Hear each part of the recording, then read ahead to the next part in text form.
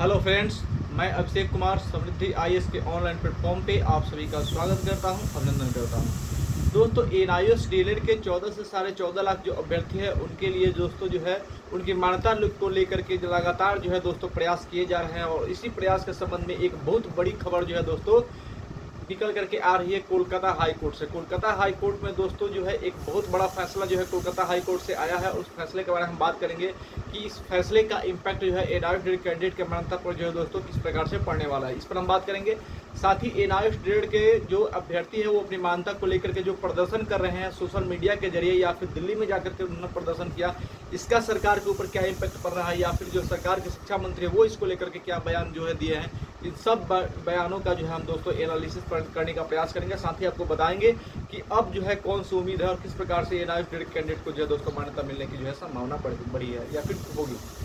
तो सबसे पहले दोस्तों, अगर आप इस चैनल पर नए विजिट कर रहे हैं तो इस चैनल को सब्सक्राइब कीजिए, लाइक कीजिए, कमेंट कीजिए और ज़्यादा से ज़्यादा शेयर कीजिए कि एनआईओएस डीएलएड के मान्यता को लेकर के जब भी कोई नया अपडेट जो है दोस्तों आए तो शीघ्रता से आप तक पहुँच पाए, क्योंकि सबसे ऑथेंटिक खबर जो है दोस्तों आपको यहीं पर दी जाती है। तो दोस्तों बात करें कोलकाता हाई कोर्ट की, तो सबसे पहले हम बात करना चाहते हैं दोस्तों कि आप सभी को पता है कि पप्पू सर और उनकी टीम जो है लगातार प्रयास कर रही है एनआईओएस की मान्यता को लेकर के। तो उन्होंने इसको लेकर के कई बार पटना हाई कोर्ट का जो है दरवाजा उन्होंने खटखटाया, क्योंकि आप सभी को पता है कि माननीय सुप्रीम कोर्ट के द्वारा कहा गया था कि आपको अगर मान्यता लेनी है तो आप जो है वे में आइए, यानी कि जो सिस्टम है उस सिस्टम के अनुसार पहले आप हाई कोर्ट जाइए और हाई कोर्ट जाने के बाद जो है सुप्रीम कोर्ट आइए। तो इसको लेकर के जो है पटना हाई कोर्ट का दरवाजा कई बार खटखटाया गया, लेकिन वहाँ पे सुनवाई का दोस्तों जो है डेट नहीं मिल पाया। कई बार वहाँ पे गया मेंशनिंग नहीं हो पाई, मेंशनिंग हुआ तो फिर डेट नहीं मिल रहा था। तो उसके बाद जो है कोलकाता हाई कोर्ट में वो गया। कोलकाता हाई कोर्ट में भी आप सभी को पता है कि एक बार जो है बहुत बड़ा ब्लंडर मिस्टेक जो है वहाँ पे हो गया था। और अब दोस्तों जब वहाँ पे डेट मिला और जब सुनवाई हुई तो वहाँ पे जज की तरफ से यानी कि कुछ कोलकाता हाई कोर्ट का दोस्तों एक बड़ा फैसला आया। बड़ा फैसला ये था कि उस केस को जो है दोस्तों वहाँ पे डिस्पोज कर दिया गया। अब डिस्पोज क्यों किया गया इसके कारण भी नहीं पता चला है, क्योंकि कोर्ट का जब ऑर्डर आएगा तो उसी समय पता चल पाएगा कि क्यों जो है इस केस को जो है डिस्पोज किया गया। या तो वकील खुद से अपना डिस्पोज किया है या फिर जज ने इसको डिस्पोज किया है। ये जो कोर्ट ऑर्डर आएगा तो पता चलेगा। हो सकता है कि कुछ डॉक्यूमेंट्री प्रॉब्लम हो या फिर कुछ गड़बड़ी रह गई हो, क्योंकि आप सभी को पता है कोलकाता हाई कोर्ट वाले केस में बराबर कुछ न कुछ गड़बड़ी होता रहा था। तो कुछ गड़बड़ी होगी, इसको लेकर के जो है एडवोकेट ने जो है इसको क्या किया कि डिस्पोज करने का जो है दोस्तों काम किया है, यानी कि सीधे तौर पे केस को जो है डिस्पोज कर दिया गया और फिर अगली डेट पे यानी फिर से जो है अपनी तैयारी की जाएगी। उसके बाद फिर जो है कोलकाता हाई कोर्ट में जो है दोस्तों जाया जाएगा।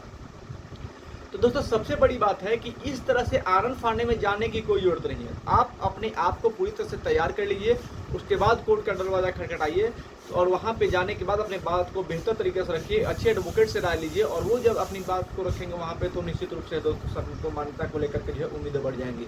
सबसे बड़ी अगर कहीं से उम्मीद है एनआईओएस को मान्यता को लेकर के तो वो ट्रांसफर पटिशन के है और उसकी सुनवाई जो है 29 जुलाई को होने वाला है दोस्तों।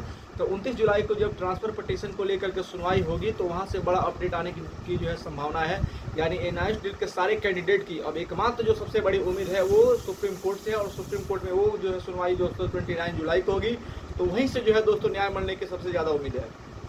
उसके बाद दिल्ली प्रदर्शन की बात करें तो दिल्ली प्रदर्शन में जब आप लोगों ने दोस्तों वहाँ पे प्रदर्शन किया तो निश्चित तौर पे आप सभी को पता है कि जो शिक्षा मंत्री थे उन्होंने सीधे तौर पे कहा दिया कि आप सुप्रीम कोर्ट जाइए, क्योंकि सुप्रीम कोर्ट ने मान्यता रद्द की है तो वही जो है मान्यता बहाल कर सकती है। तो ये गोल मटोल जो है दोस्तों जवाब था। तो अब आपको क्या करना है, आप सभी को एक साथ आना ही होगा। जो 14 से 14.5 लाख कैंडिडेट हैं अलग अलग रहने से नहीं होगा, आप सभी को एकजुट आना होगा। एक साथ आकर के सभी को सोशल मीडिया प्लेटफॉर्म पे एक साथ जो है अपनी मान्यता को लेकर मांग करनी होगी, लगातार ट्वीट करना होगा, लगातार जो है प्रधानमंत्री से शिक्षा मंत्री को टैग करके जो है आपको अपने सवाल पूछने होंगे और आपकी मान्यता को लेकर दोस्तों मांग करनी होगी। सभी लोग एक साथ आए, अगर एक साथ नहीं आएंगे तो दोस्तों लड़ाई जो है बहुत कमजोर पड़ जाएगी। इसलिए मैं आप सभी का आह्वान करता हूं कि 14 से 14.5 लाख जो अभ्यर्थी है वो सब एक साथ आएँ और एक साथ आकर के सोशल मीडिया हो या फिर प्रदर्शन हो आप करें, तब जाकर के सरकार के ऊपर प्रेशर बढ़ेगा और सरकार आपकी बातों को सुनेगी। लेकिन ये सारी काम जो दोस्तों शांतिपूर्ण ढंग से करना है और मुझे पूरी उम्मीद है कि एनआईओएस के कैंडिडेट जो हैं वो एक साथ आकर के अपनी लड़ाई को लड़ेंगे और अपनी मान्यता को प्राप्त करेंगे। धन्यवाद।